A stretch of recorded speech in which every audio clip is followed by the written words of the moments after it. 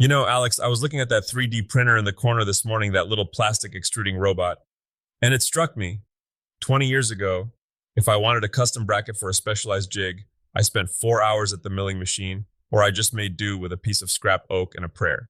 Now, I can think a part into existence while I'm eating my oatmeal. It's almost like cheating, but without the guilt.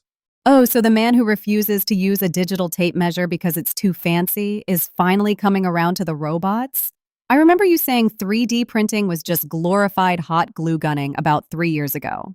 I'll take my medicine on that one. I was wrong, but look at what's happening right now in 2026. These used to be finicky little science projects where you spent more time fixing the machine than actually making things.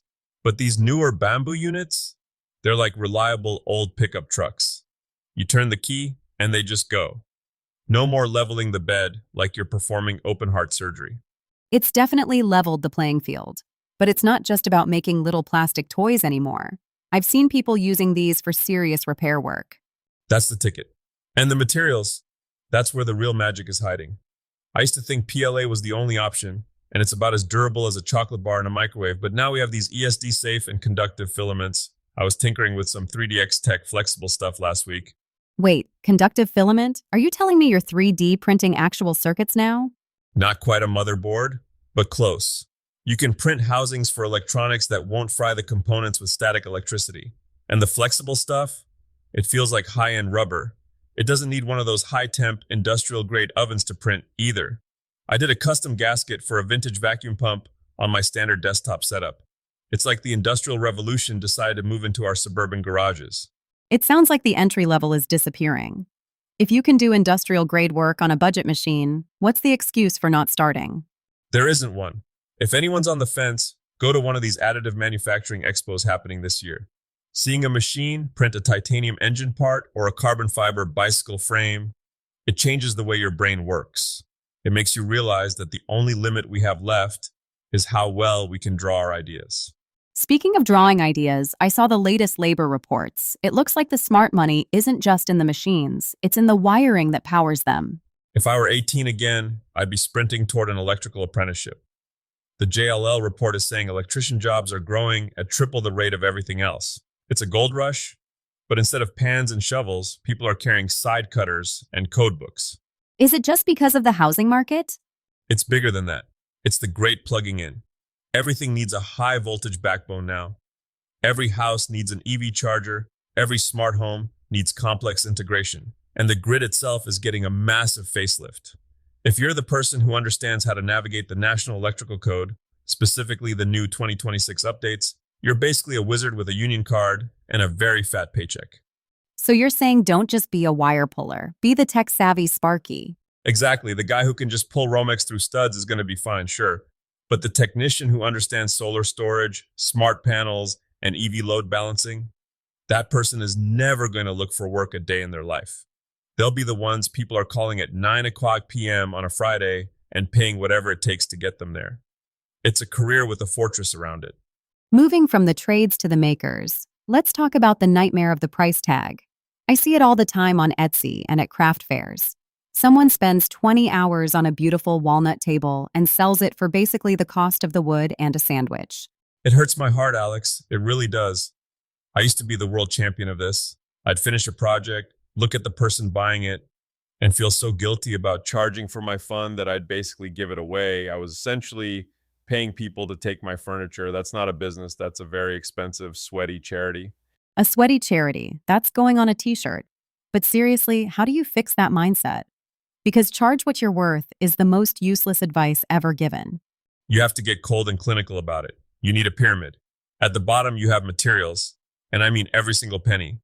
If you use $2 worth of high-end sandpaper to get that finish, you better account for it. Then you have labor. If you wouldn't work for someone else for $10 an hour, don't pay yourself that. And the overhead? That's where people usually trip up. Right. The lights don't stay on by magic, and that table saw blade gets dull with every pass. You have to factor in the rent of your own space. But the real secret, the piece that makes it a business, is that 10% to 30% markup above all those costs. That's not your wage. That's the company's money. That's the money that buys the next tool or pays for your health insurance when you inevitably drop a hammer on your toe. It feels like people are afraid that if they price it correctly, nobody will buy it. Well, here's the cold comfort. If they won't pay the price that keeps your shop open, they weren't your customers anyway. They were just people looking for a bargain at your expense. When you price your soul work appropriately, you're telling the world it has value. If you don't value your time, why should a stranger in a booth? You've been doing a lot of soul work lately on the shop itself. I noticed the workbench isn't where it was on Tuesday. I've gone modular, Alex. I'm tired of wrestling with my own floor plan. The modern shop isn't a static museum, it's a transformer. I've put everything on high capacity casters. If I need to clear the floor to do some masonry work or fix a leaf spring on the truck, I can push the wood shop into the corner in 5 minutes. It's the Legofication of the workspace. I love it. It makes the space feel larger than it actually is. It really does, and it lets me play with the big toys like the fourth axis on the CNC. I've been experimenting with some 3D carvings that, if I do it right, actually look like I spent a month with a chisel and a mallet. It's about using the machine to do the heavy lifting so I can focus on the artistry of the finish. You also mentioned something about hardscaping in the notes. Are we moving the TigerDen outdoors?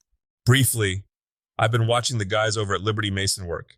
You can take the most boring flat backyard and, with a bit of stone, some mortar, and a weekend of backbreaking labor, turn it into something that looks like an Italian villa.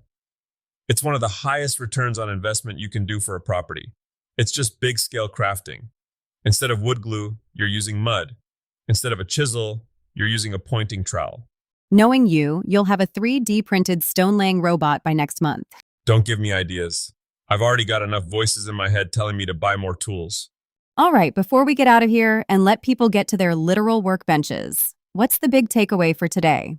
I think it's about the bridge.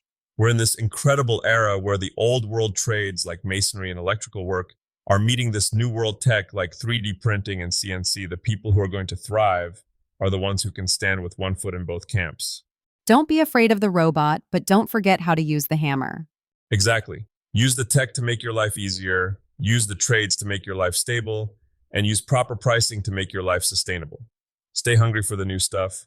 Stay humble enough to learn from the old timers, and just keep building. Whatever it is, just make it better than it was yesterday. Well said, Tiger. Now go turn that 3D printer off before it makes an entire army of plastic ducks while we're gone. Too late. I've already got 6 of them. Catch you next time in the den.